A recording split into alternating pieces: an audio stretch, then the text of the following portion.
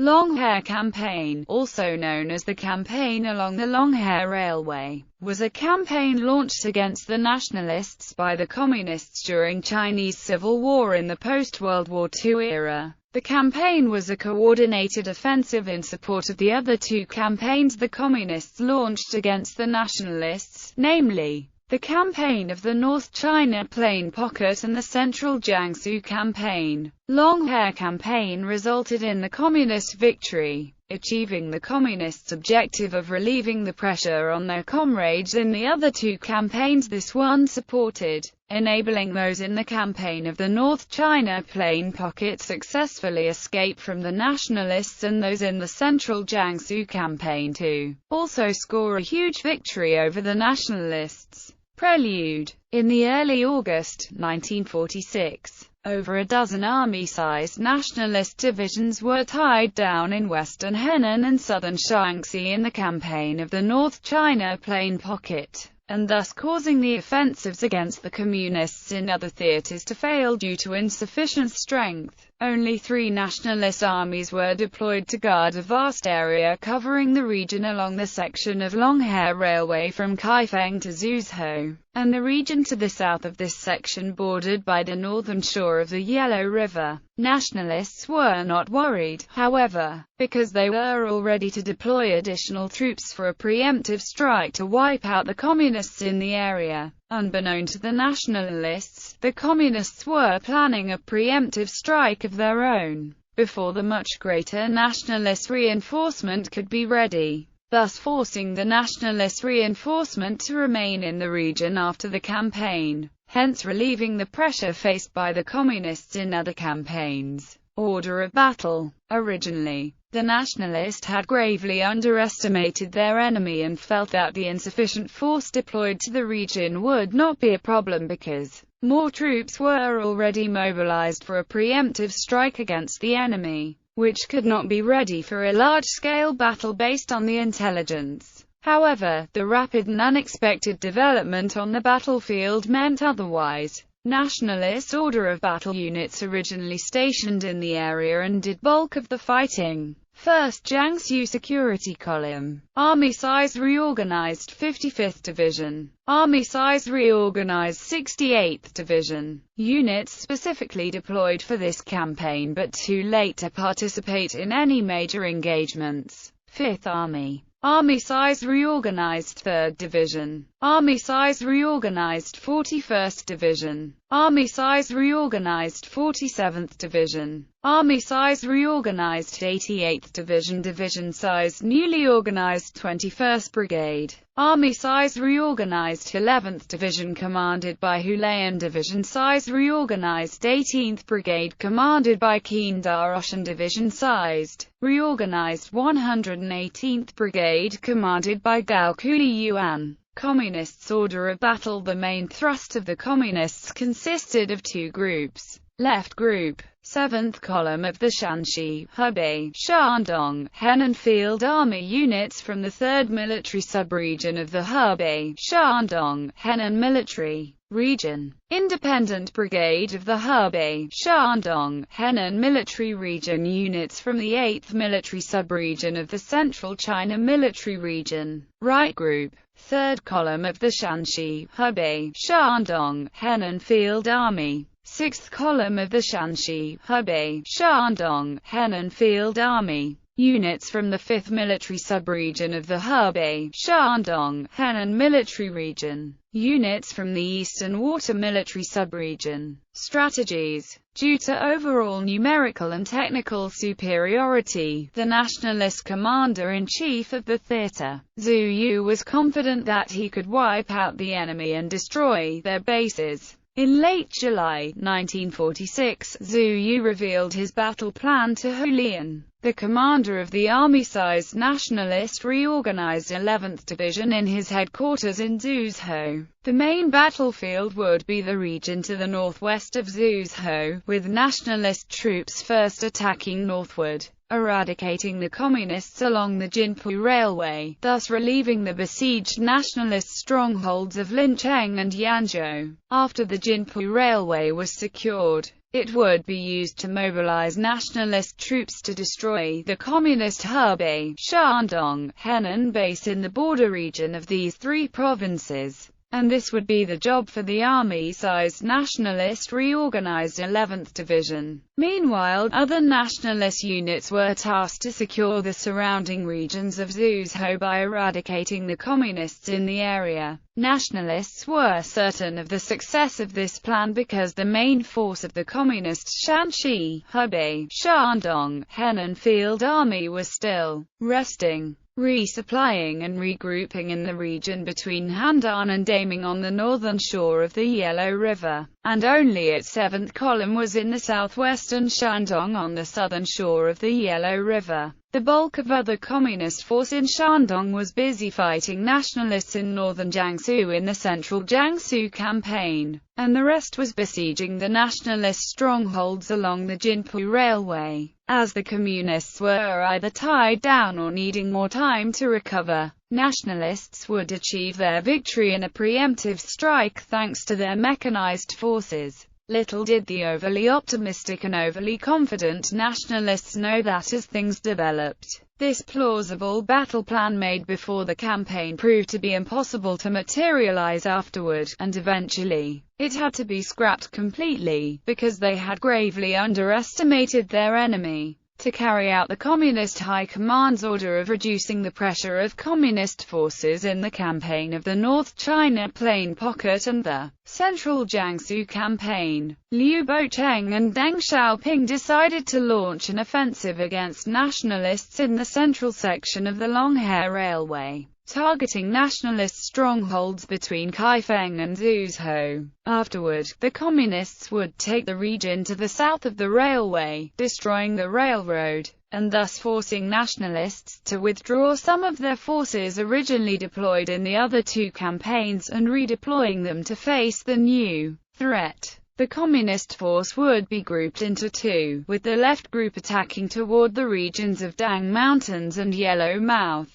and the right group attacking toward the regions of Lanfeng and Mingquan. First stage. In the night of August 10, 1946, Communist forces including the three columns of the Communist Shanxi, Hebei, Shandong, Henan Field Army and some units of the Communist Hebei, Shandong, Henan military region infiltrated the 30 km deep nationalist defense to the north of Longhai Railway in two directions, and launched a surprise attack on the unsuspecting nationalist defenders on a 150 km wide front along the middle section of Longhai Railway that lasted from Lanfeng to Yellow Mouth. The overconfident defenders had gravely underestimated their enemy, and were completely unaware of the enemy offensive, and consequently suffered a huge loss. After 3 days of fierce fighting, regions including Lanfeng and Dang Mountains, plus more than a dozen important railway stations including Luli's Hamlet, Poplar Village, Willow River Village, Wild Chicken Hill, Luoyang fell into the enemy hands. The Engineering Battalion and the Medical Battalion of the 18th Brigade of the Nationalist reorganized 11th Division taking of railway stations. Riding on the train was intercepted near Lanfeng, and all of the engineering and medical equipment of the division was captured intact by the enemy, along with most of the personnel. Additionally, the nationalists also suffered over 5,000 casualties, and over 100 kilometers stretch of railway and its adjacent regions had also fallen into the enemy hands. Meanwhile, in the night of August 10, 1946, other communist forces including the 7th column of the Communist Shanxi, Hebei, Shandong, Henan Field Army, units from the 3rd Military Sub-Region of the Hebei, Shandong, Henan Military Region, the Independent Brigade of the Hebei, Shandong, Henan Military Region, and units from the 8th Military Sub-Region of the Communist Central China Military Region had joined their forces in a coordinated attack on the nationalist strongholds at Yellow Mouth and Dang Mountains. the nationalist commander of the region. The commander-in-chief of the nationalist 1st Jiangsu Security Column, Sun Liangcheng, was the first nationalist commander to have a real understanding of the scope of the communist attack, and immediately informed his superior, Zhu Yu, and asked for reinforcement. As the local nationalist frontline commander-in-chief, Zhu Yu learned the news of communist offensive to the west of Zhuzhou. He was surprised because it had completely disrupted his original plan of exterminating the communists and overrunning their bases in the border region of Hebei, Shandong, Henan provinces. And based on his intelligence, it was simply impossible for the enemy to be ready and launch an offensive of this scale in such a short time. Still dubious about the enemy's capability of launching a campaign against the superior nationalist force on this scale, Zhu Yu's initial reinforcement plan was mainly geared toward as an eradication campaign with the following troop deployment. 1st Jiangsu Security Column was tasked to secure the railway section from Yellowmouth to Dang Mountains, and the nationalist strongholds along the section. The division-sized newly organized 21st Brigade of the Army-sized reorganized 88th Division would advance westward to reinforce Yellowmouth. The division-sized 118th Brigade and a brigade-sized regiment of the division-sized 18th Brigade of the Army-sized reorganized 11th Division would arrive Yellowmouth no later than the dawn of August 12, 1946, and then advance westward from the east along the railway, to eradicate enemy forces around Dang Mountains. The remaining brigade-sized regiments of the division-sized 18th Brigade of the Army-sized reorganized 11th Division, and a brigade-sized regiment of the Army-sized reorganized 55th Division would be deployed to guide from Lanfeng, and then attacking eastward from the west to eradicate enemy forces around Quishan. The Fifth Army was ordered to regroup in Xiu County to act as the general reserve. However, before this battle plan could be fully materialized, the rapid change on the battlefield forced the nationalists to replace the plan with a different one that deployed much more troops in response to the communist threat. Second stage.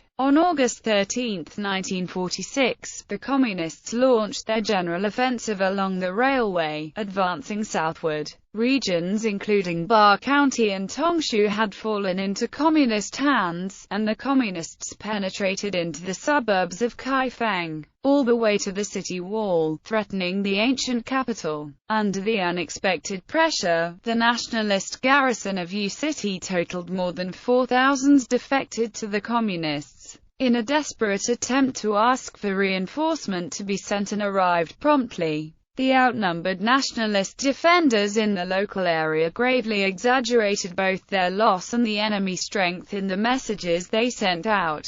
In their urgent appealing for help, the defenders gravely exaggerated their loss to a ridiculously high amount, totaling 90,000, a number that was even rejected by the enemy. The city of Kaifeng was claimed to be fallen into the enemy hands at any moment, despite the fact that the enemy themselves never had any plan to even attempt to take the city because they were well aware it was beyond their capability. The city of Kaifeng would remain firmly in the nationalist hands throughout the entire campaign, but due to the lack of communications and chaos of the war, when the news reached the capital, Nanjing, it was erroneously misread as the city had fallen into the enemy hands when the defenders were fighting a fierce street battle in attempts to drive out the communist advance guards that breached the defense and penetrated into the city. In reality, the defense was strong enough to prevent the enemy from approaching the city wall throughout the campaign. However, the false rumor that was even rejected by the enemy was believed to be true by nationalist politicians and thus a significant portion of the population in the capital. In the panic, being the second most populous province in China after Sichuan, Henan also had the second highest number of seats in the National Congress.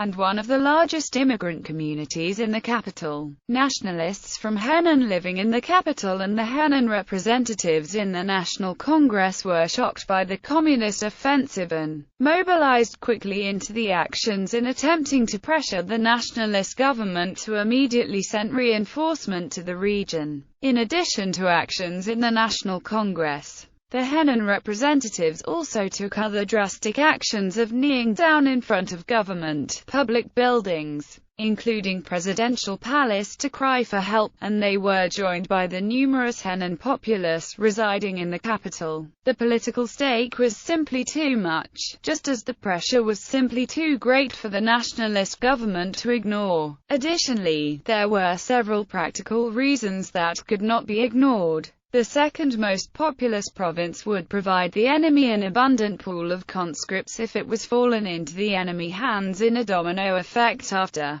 the downfall of Kaifeng. The important strategic location of the province controlled vital transportation, communication lines that were critical to the other theaters of operation, and could not be afforded to be severed. As a result of these combined factors, the nationalist government decided that the original goals in the other two theaters of operation had to be sacrificed and postponed, and thus a nationalist redeployment was ordered. 3 army-sized reorganized divisions in the campaign of the North China Plain Pocket deployed to annihilate Li Zhanyan's communist forces. The 3rd, 41st and 47th Reorganized Division were redeployed to rescue Kaifeng. Nationalist units in the Centraljangsoo campaign were also redeployed for the rescue, including 2 army-sized reorganized divisions, the 11th and the 88th Reorganized Divisions in Zhuzhou and the 5th Army in Weinan. However, such redeployment took time and these units never saw any actions because the campaign had concluded by the time they approached the planned battlefield.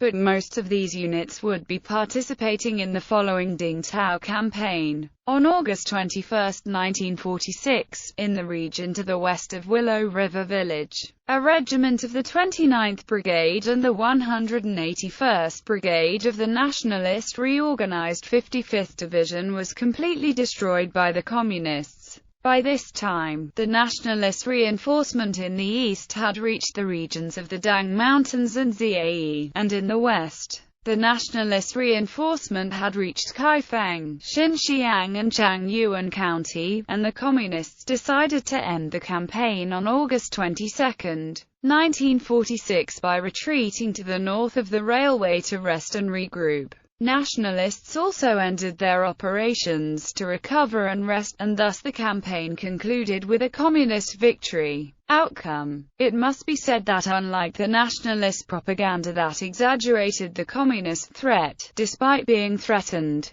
Kaifeng remained firmly in the nationalist hands throughout the campaign, and even the communists themselves had never planned to take the city. Fully aware that it was an impossible task for them at the time. It should also be noted that another gravely exaggerated communist threat was the nationalist loss once announced by the local nationalist defenders themselves in order to draw more help reinforcement. The nationalist loss was only 16,000, it was never as high as 90,000, a number that was dismissed even by the enemy. Furthermore, the true casualty of 16,000 was only a drop in a bucket, totaling less than 10% of the total nationalist force deployed for this campaign. And though it was too late for most of them to participate in actual fighting, they would have the chance later in the Dingtao campaign soon to come. For the Communists, just they had expected. Longhai Campaign they launched had successfully achieved its objective in relieving the pressure of their comrades in other theaters, namely,